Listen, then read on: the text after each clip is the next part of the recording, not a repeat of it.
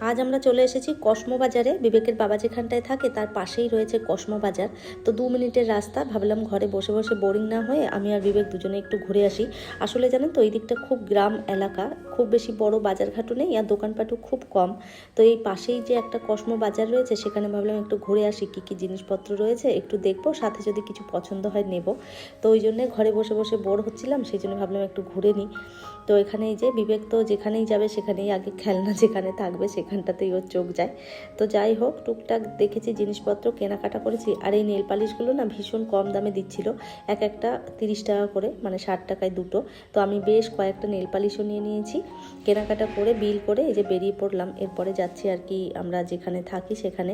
আর একদম সামনেই আর কি রয়েছে আর কি বাজারটা। তো হেঁটে হেঁটেই বাড়ি চলে এসেছি। আর এই যে বিবেক নিয়েছে এই একটা ফ্যান, আর তার সাথে নিয়েছি একটা আমরা লুডো, আর সাথে দাবাও রয়েছে, একসাথে মানে দুটো খেলতে পারবো। তো বিবেক আর আমি যেহেতু বসে থাকি ওই জন্য ভাবলাম এটা নিয়ে যাই, দুজনে মা ছেলে খেলতে পারবো। আর আমি এই প্যান দুটো নিয়েছি।